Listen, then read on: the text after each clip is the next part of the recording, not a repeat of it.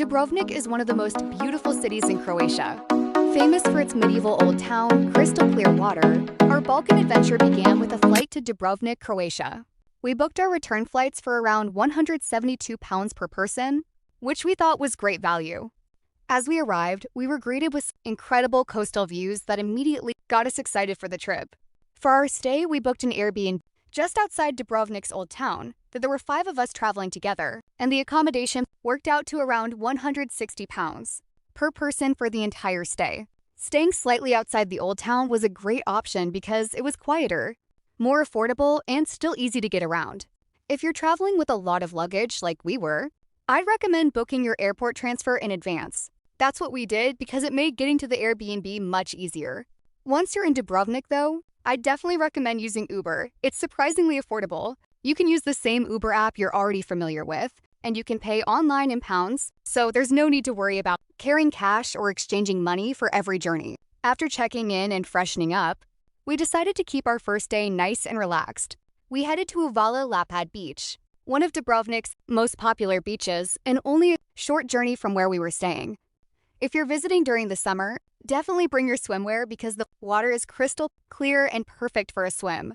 We spent the afternoon relaxing before watching a beautiful sunset over the Adriatic Sea.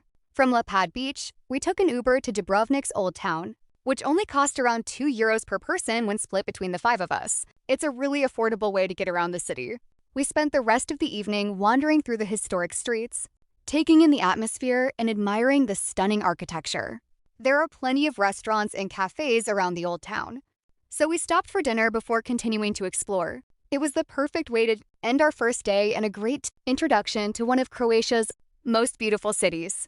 If you're staying in Dubrovnik and thinking about visiting Montenegro, this is one of the easiest and most popular day trips you can take. We booked our tour through Get Your Guide, and the journey takes around 2 to 3 hours, depending on how long the border crossing takes. Along the way, you'll be treated to stunning coastal views before exploring some of Montenegro's most beautiful destinations.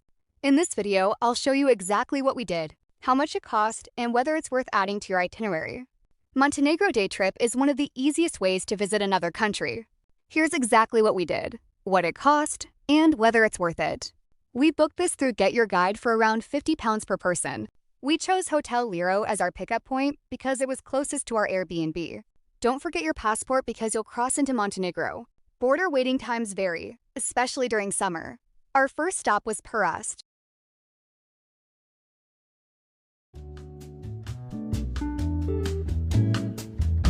Located on the beautiful bay of Kotor, Pest is best known for its peaceful waterfront, historic buildings, and the famous island of Our Lady of the Rocks, which sits just offshore. If you'd like to visit the island, you can take a short boat trip from Pest. We paid €15 per person for the return boat journey, plus a separate €3 tourist tax, which isn't included in the Get Your Guide tour. Once we arrived on the island, we had time to explore the church and museum while enjoying some incredible views across the bay. Back in Pest, we had some free time to wander around the town, take plenty of photos, and explore the local shops. I definitely recommend trying the traditional Pest almond cake, which is made using one of the town's oldest recipes. Near the boats to Our Lady of the Rocks, we found a local wine shop where you can sample unique wines, including blueberry and pomegranate wines. There are also plenty of souvenir shops, cafes, and restaurants. Next, we explored Kotor Old Town, a UNESCO World Heritage Site filled with cafes, restaurants, and narrow stone streets. It's the perfect place to wander around and enjoy the atmosphere. We wanted to take the cable car, but our guide advised against it because the queues were really long. If you're traveling outside peak season, I'd definitely recommend giving it a try. A few quick tips. Bring your passport, wear comfortable shoes, take plenty of water, and book early if you're traveling during the summer. Overall, I definitely recommend this trip if you're staying in Dubrovnik. It's an easy way to experience Montenegro in just one day. If you enjoyed this video, don't forget to subscribe. Day 3, I definitely recommend setting at least one full day to explore the old town. It's one of Croatia's most famous destinations, filled with history, incredible architecture, and breathtaking views. In this video, I'll show you how we spent our day, whether the Dubrovnik pass is worth buying, and why this became one of our favorite days of the trip. We started our day early and entered Dubrovnik Old Town through the famous Pile Gate, which is the main entrance to the city. If you've already purchased the Dubrovnik Pass online, simply scan your ticket once you're inside and you're ready to start exploring. One of the biggest advantages of the Dubrovnik Pass is that it also includes unlimited travel on Dubrovnik's public buses for the day, making it easy to get around the city without paying extra. The Dubrovnik Pass cost us €40 per person, and in my opinion, it was definitely worth it. It includes access to the famous city walls, several museums, historic buildings, and galleries. So if you're planning to visit multiple attractions, you'll save money compared to buying separate tickets. I'd strongly recommend arriving as early as possible, especially during the summer or school holidays. Dubrovnik gets extremely busy later in the day, and the temperatures can become very hot. Starting early means you'll avoid the biggest crowds and enjoy a much more relaxed experience. One thing to keep in mind is that you'll be doing a lot of walking. The city walls are quite long, and there are plenty of steps along the route, so comfortable walking shoes are definitely recommended. The effort is completely worth it though, because the panoramic views from the top are absolutely stunning.